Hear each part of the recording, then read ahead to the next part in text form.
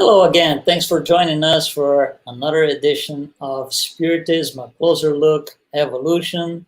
This is being transmitted through Kardec Radio, so thank you very much for joining us and participating with us. We're going to start tonight's program, as always, talking about last week's Spirit Trivia. So let's just get to it.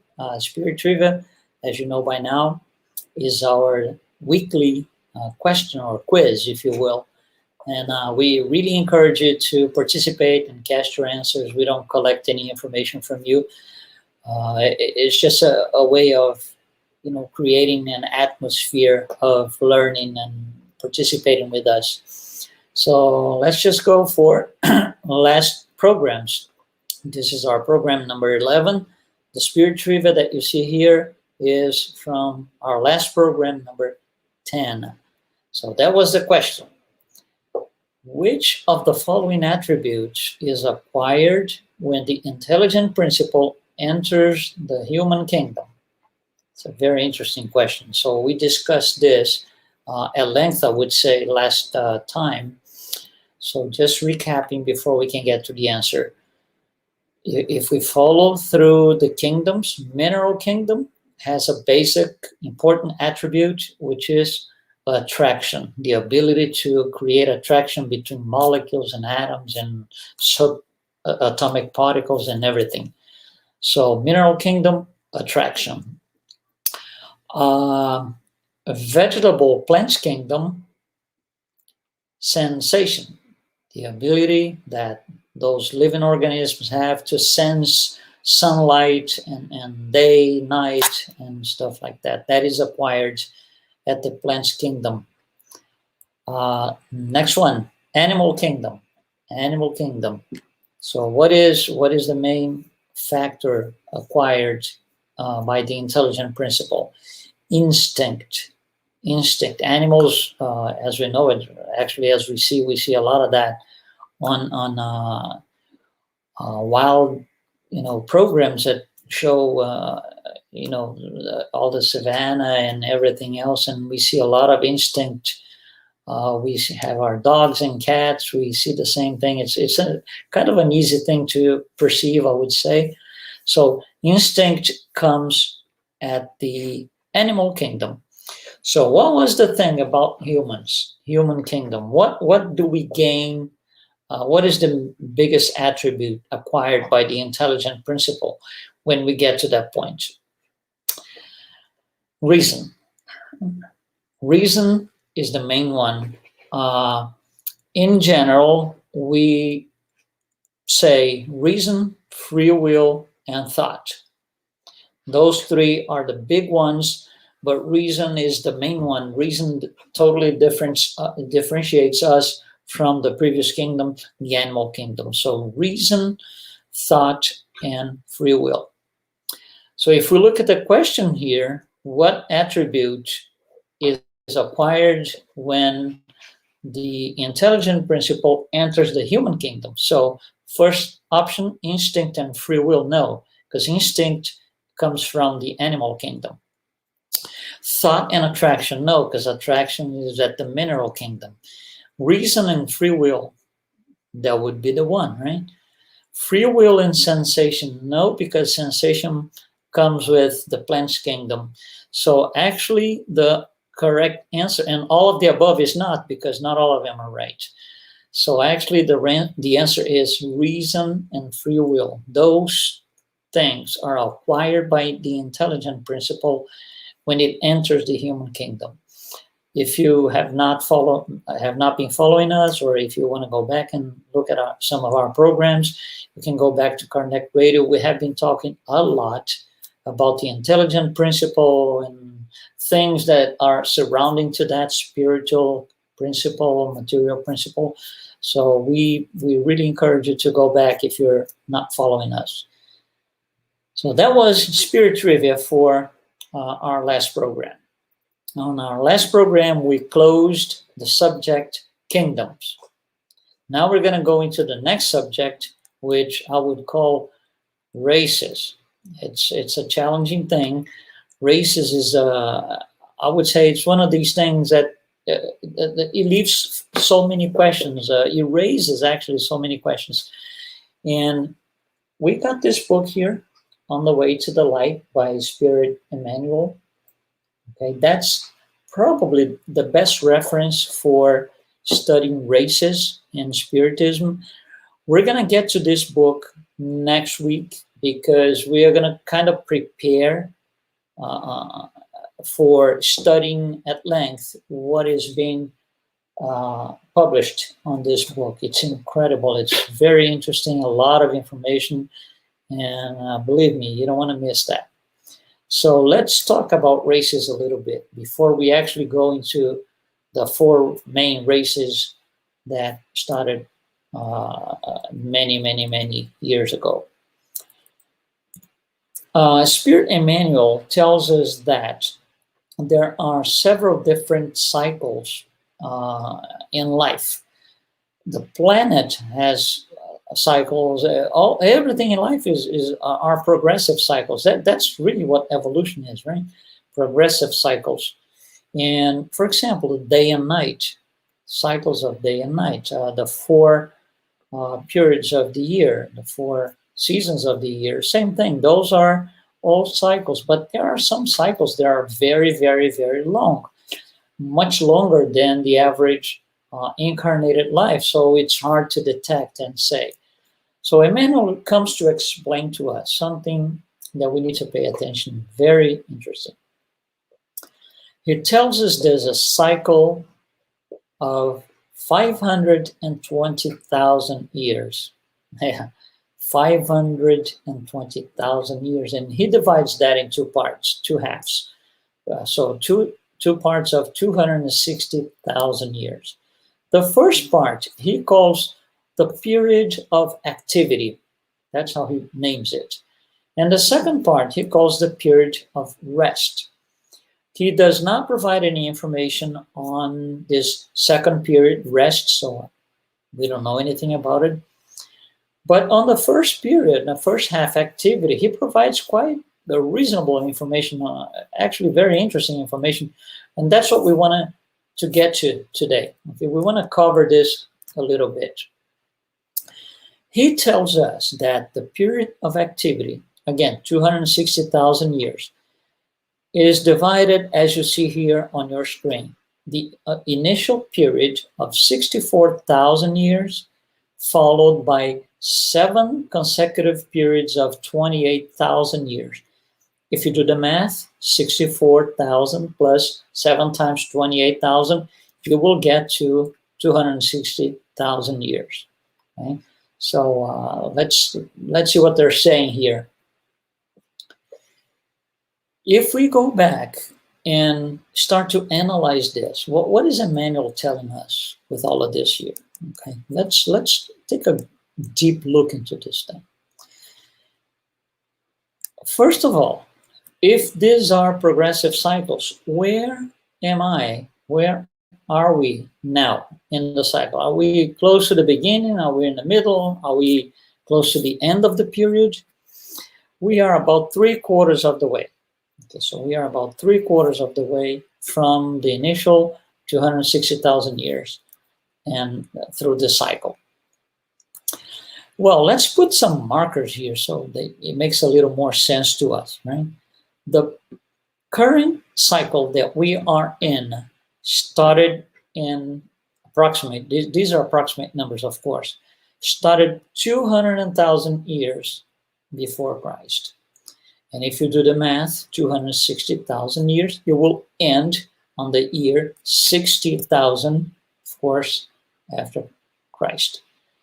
And here we have the breakdowns for all these 7 periods. We're going to briefly look at those and pull out some of the information that was provided by Emmanuel.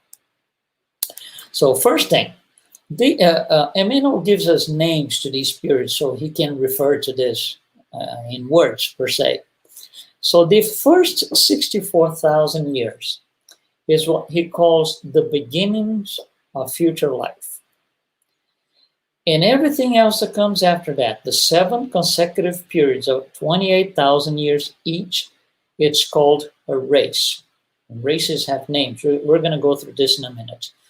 So we have 7 races following the initial period of 64,000 years called the beginnings of future life, meaning preparation for life, for future life.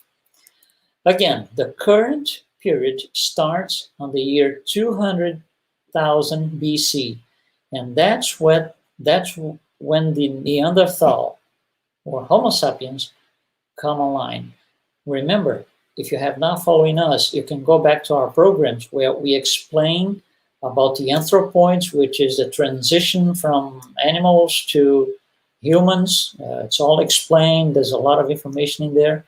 So the first humans are the Neanderthal, and they started living on Earth, their first human lives, on the year approximate 200,000 BC, before Christ. Okay? All right, so let's go through this one by one, period by period. Again, 64,000 years, initial beginnings of future life. Then the first race, 28,000 years, Emmanuel does not have a name for that. Next period, 28,000 years, another race, unnamed. He will not refer to a name for that race. Now comes the third race, and he gives us a name. Third race, the Lemurians.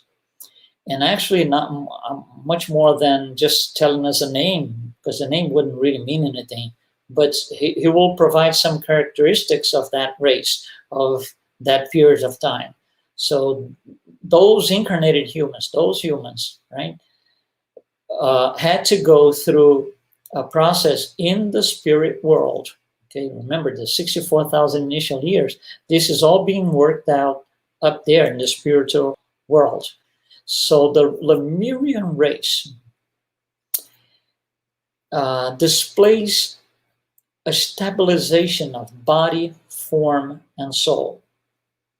Okay, so you see, the first 64,000 years plus the 2 first races will allow for work being done on the spirit world until we get to a stable body, a stable form, which is our main form, 2 legs, 2 arms, and so, and how the soul manipulates that body.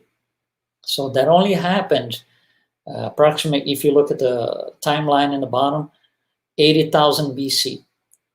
Okay, then Lemurian race. Then the next race, another 28,000 years, called Atlantis. And what was the main thing about the Atlantis race? You see, stabilization of body, form, and soul, that was a thing of the past. That already happened, okay, thousands of years before. With the Atlantis race, what comes in place is the inferior materiality. So these are people, not worried about spirituality, nothing like this. They're living a material life in its very beginnings. That's why Emmanuel uses the word inferior, okay, inferior materiality. Then the next rate comes up, and that is where we are.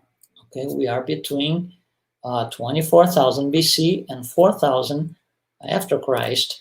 This race is called the Aryans, and the Aryans, they show up total predominance of the intellect.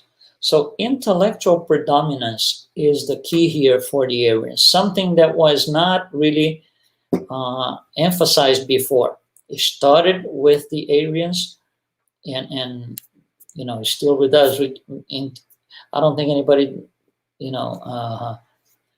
doubts that the intellectual development that we have had, especially in the last 200 years, is incredible. Okay.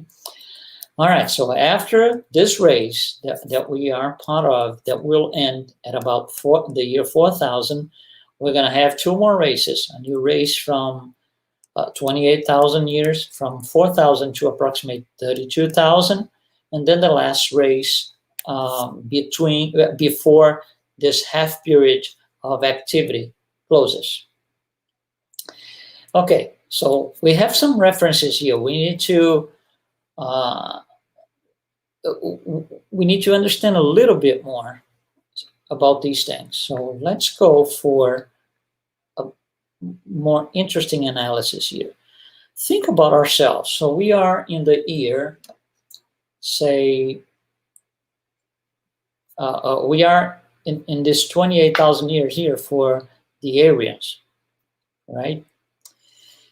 If you look back to Neanderthal, our body today is not the same as theirs. It's completely different. They are still, their arms are still on an inside position, a lot of hair. They're very short people. Their brain is 4 times smaller than ours. The teeth are completely different than ours. The type of nose and ear and type of nose and eyes and ears, it's different. It's just different. They are kind of far away from what we are today. And if that's the case, and this is the key to all of the study here, if that's the case, the DNA that the Neanderthal carried is not the same as ours. It can't be, otherwise we would be just like them, or they would be like us. So at one point between when they started 200,000 years ago and today, there was at least one, maybe more, but at least one DNA transition, because we're not the same. And when we go through all the Spiritist literature, plus including scientific literature, it becomes very interesting.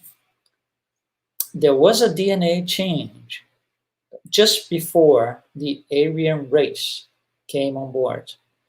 So the Aryan race starts at about 24,000 BC. So a little bit prior to that, there was a DNA change. The physical body became different. Of course, this is it doesn't happen just like this. It's not a snap of fingers. It's a process, but it became evident before the Aryans. So at the time this thing was discovered, this new body changed names because it was no longer a Neanderthal, so it was called Cro-Magnon. We don't use that name anymore in science, but that was the original name at the time. So this DNA, this body, had to be different from the Neanderthal. So now there's something interesting here for us to think. I go by analogy. I usually do this analogy. If I give you, for example, a very simple car, let's say a Beetle, okay, the Volkswagen Beetle, and I tell you, go to the highway and put all the speed you can. And let's just say that I can do, for all purposes, let's just say that I can do 100 miles an hour on the freeway. Then you say, well, I'm going to take you in the same car. I'm going to put you on an F1 circuit, okay, an F1 circuit, Formula One, and you do everything you can. I'm going to do the same 100 miles because more than that, I just don't feel comfortable. And then you can tell me, well, maybe the limitation is on the car. So instead of giving you a VW Beetle, I'm going to give you a real Formula One car. And you get on it and you put all the speed that you can. Most likely I'm going to do 100 miles an hour because the limitation is not on the physical part, which is the machine, the car. The limitation is in the intelligent principle. I can only do 100 miles an hour. Some people can do maybe 200. Some people can do 300. I can only do 100 miles an hour. So giving me a better machine, a more elaborated machine, is not going to make me pass that limit, because the limit is not on the physical parts. The limit is not material. The limit is the intelligent principle. If you switch the intelligent principle, get me out of the car, put another pilot, a professional pilot, things are going to change. Because with the same car that I can only do 100 miles an hour, he's going to do 300 miles an hour. So it's very similar to what happens here. If we have now a better DNA, if we have a more robust, more erect body, I can bring in a better intelligent principle, a more developed intelligent principle to operate this machine or this physical body. And that's exactly what happened. In order to operate these new machines, or in order to incarnate in new, more developed physical bodies, we could bring in, and it was done exactly that way. We had to bring in intelligent principles that were more developed than the ones that were here. Otherwise, we would have stayed as Neanderthal to this day. And that wasn't the case. So we kind of, if you will, quotes, imported spirits, more advanced spirits to help us here and operate more advanced bodies. And that's where this exiles of Capella come in place. This is something we're going to explain later, maybe not even on the next meeting, maybe on the next 2 meetings from today. But anyway, these exiles of Capella means in about that time, 25,000 BC, Capella is another constellation, and they had an orb that was going through more or less what the Earth was going through, and they were developing. Of course, they were better than us in terms of intelligence, in terms of morality, and in terms of physicality. They were better than us in all three.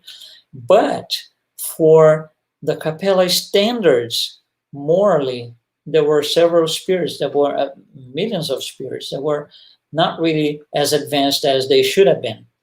So what happened is, for the orb, in order for the orb to continue developing morally, these guys had to be sent somewhere else. These spirits had to be sent somewhere else. Jesus was called in and said, would you take these people, take them back to Earth, because they need a place to continue their development. It's just that Capella became inadequate for the purpose. So we can take them to another place where they are going to still be more advanced than the existing population or the existing spirits, and they will help those spirits to be better physically, morally, and intellectually. And at the same time, you kill 2 birds with a stone. At the same time, they will have the opportunity to develop themselves, do good things, and then recoup from what they were lacking and go back home to Capella. That was the global idea, the general idea. So Jesus said, oh yeah, I need them, because I need to make, I need better spirits on Earth to help develop the morality on the planet. So these spirits start little by little to incarnate on Earth, and that's how the whole thing happens. That's how we're going to explain next week. So stay with us, don't miss it, by the way. Anyhow, they start coming little by little. And there was a point where Jesus said, well, this is working well. Things are going well. We have a new DNA in place. We have a more, a better physical structure of a body. We have a better intellect. We have more morality than before, right? And I want the rest of these spirits from Capella. I want them all. Whatever you have left, send over here, because it's really beneficial for us on Earth. So the last batch comes in at once, and several thousands of spirits come on board, and that takes place at about 4000 BC. That's what is called that's the idea behind Adam, the first man in classic Bible thinking. So Adam, or the idea behind it, represents a huge group of spirits incarnated on Earth, coming from somewhere else with a more developed, more advanced, intelligent principle that will help us. And that's, you see, this event, when you read the Spiritist literature, it has different names. Some people call Lost Paradise, Fallen Angels, Fallen Paradise. And the names, when you look at these names, they're not really very positive. They're kind of, those names are not really, they carry some negativity in them.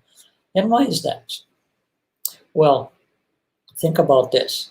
Think that you have what you have today, okay? So you have your life, you have your things and everything else.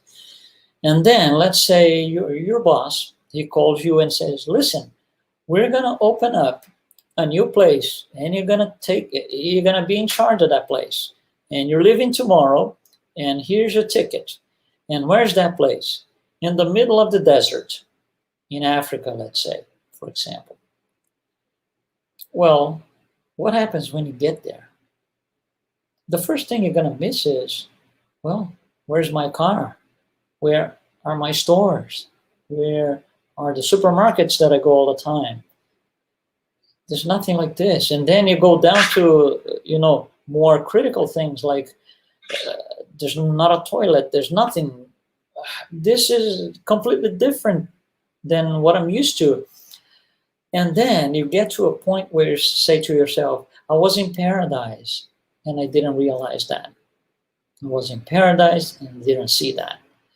That's the idea behind the lost paradise, these fallen angels, because these people, they were in a much better place. They could have been in a much better position, but because of their lack of moral compared to the standards of Capella, please be sure you understand this, right? Because of their toughness in terms of morality, they had to be sent somewhere else. And now they're missing their home. So they are kind of, I was in paradise and I didn't know. But anyway, going back here to our general line of thought. Adam, the idea behind Adam is it represents a large group of spirits mostly coming from another place called Capella, and with the purpose of helping us on earth to be better physically, intellectually, and morally. And that's what they did, and it worked. It worked. If you look back, just try to imagine 20,000 years ago. We can barely imagine 4,000 years ago with Abraham and Moses and all the fathers with Abraham. We barely imagine the conditions they lived in. So can you imagine 20,000 years? And can you imagine you today? So yes, there was a difference. So we did need this more advanced, intelligent principle here to help us grow. And it worked. That's the interesting part. Okay, so for next week, what we wanted to do is what happens when these exiles of Capella start incarnating on Earth? How did it happen? Where do they go? What do they do? How do they behave? Okay, how do they populate the planet per se? Okay, so that's what we're gonna try to accomplish next week. I urge you to be here with us to, don't miss it. Okay, we have some notes here from Cida. So she's asking for our prayers for his father in Brazil. Actually, not father, I'm sorry, her husband. So Cida, yes, we'll do a little prayer later tonight for your husband. Thanks for the name and the place he is. We'll consider this and we'll do a prayer later for you, okay? All right, so as always, don't forget, Spirit Trivia. Go to evolution.spirittrivia.com and you're going to see there's a question or a trivia for tonight, right, for what we discussed tonight. And it's already active. I just did as I'm speaking with you right now. I just activated the trivia. So go there, participate, cast your vote. Once again, I really make sure that you understand. This is completely 100% anonymous. We do not collect names, email addresses, anything from you, IP addresses, computer references, nothing. It's just a a way of us all participating and learning so we can discuss the question and the possible answers on our next program next week. Thanks for watching us. This was Spiritism, A Closer Look, Evolution, program number 11.